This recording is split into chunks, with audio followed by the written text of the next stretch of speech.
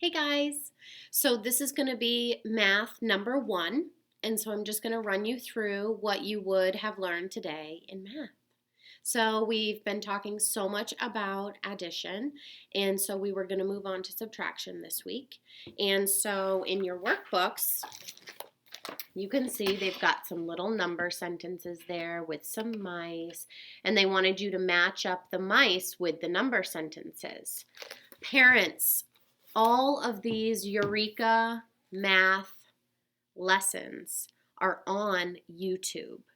They have tended to be easier for us, and so we watch them for some good review.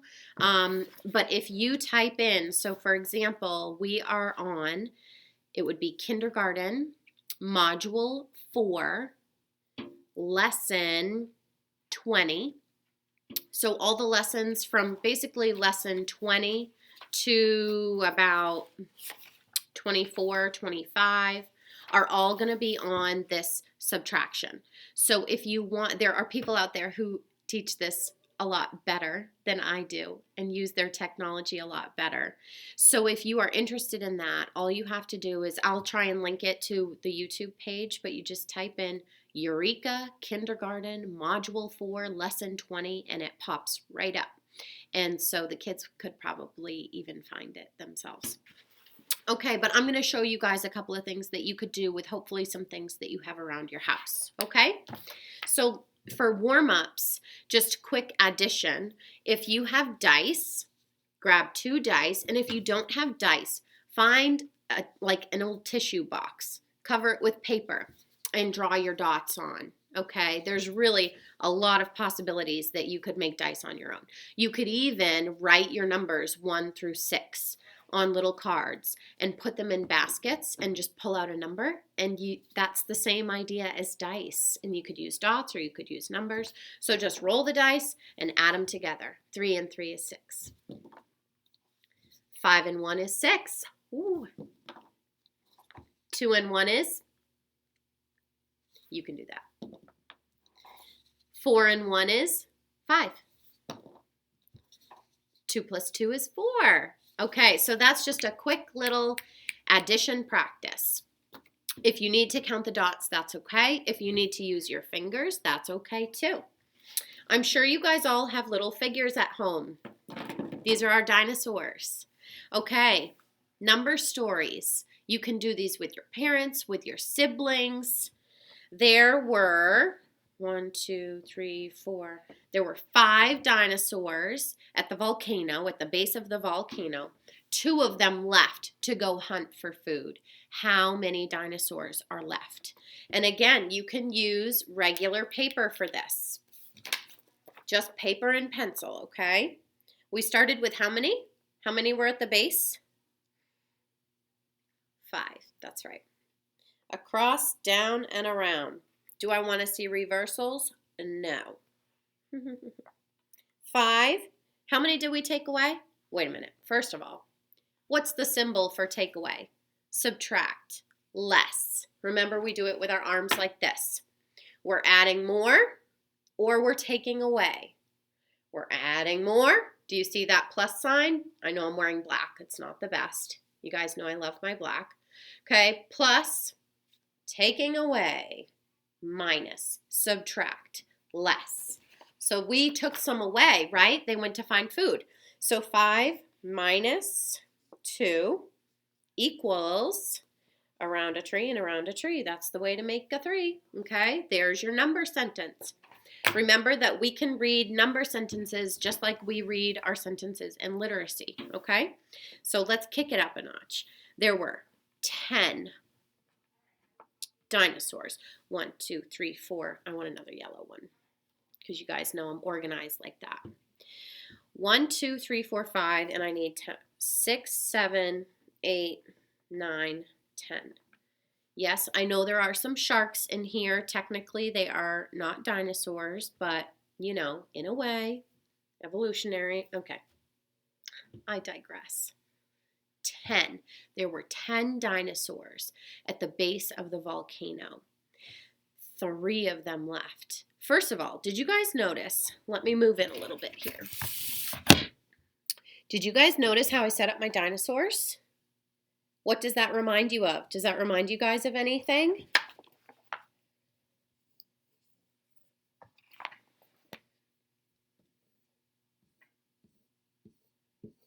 What is this thing? 10 frame. Okay. 10 frame. When I have to count 10 of something, or even just 5 of something, or 6 or 7, I always set it up just like I would on a 10 frame, because then I can very quickly see, okay, if I take away 2, it's 5, 6, 7, 8. Counting up strategy, right? We've worked really hard on that counting up strategy. So I really want you guys to be using that. So there were 10 dinosaurs at the base of the volcano. 2 of them left to go take a bath because they were getting ash all over them from the volcano. Okay, so 10. And what is our symbol again? Takeaway? Yes, because they left, right? Takeaway. 10 minus 2. How many left? 2. 10 minus 2 equals 5, 6, 7, 8.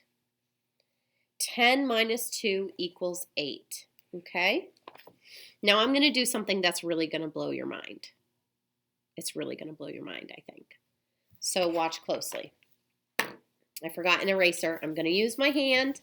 I will wash my hands afterwards, I promise. We can take these problems and put them in a number bond, even though they are subtraction. So here's the tricky trickster part of this math lesson for today. What would be the part? What would be the other part? And what would be our whole? Pause me and think about that for a minute. Is 10 the whole, right? Because there were 10 all together. And how many left? 2. And so how many were still there? What was it? 10 minus 2 equals 8. Right, so 8 were still left at the base of the volcano. So check it out, you guys. 10 take away 2 is 8, because we still have our 2 parts. If you have 10 and you take away 8, how many do you think would be left? This was not in our math lesson, but I know that you guys are ready for this tricky trickster step. And so I want you to really be thinking about, how can we use all that we've learned about number bonds and about number sentences? All these numbers are connected. All these numbers are related somehow. So I want you guys to really be, you know how we always talk about word detectives, and we're always analyzing words and solving words and using our strategies. Well, you guys have a lot of counting strategies, and you have a lot of math tools that you can use. I want you to analyze these numbers like a math detective now, a number detective. Okay? So think about that and have lots of fun playing around with your number stories. You don't have to use little things. You could even use big things. You could use your stuffed animals to do number stories. Okay?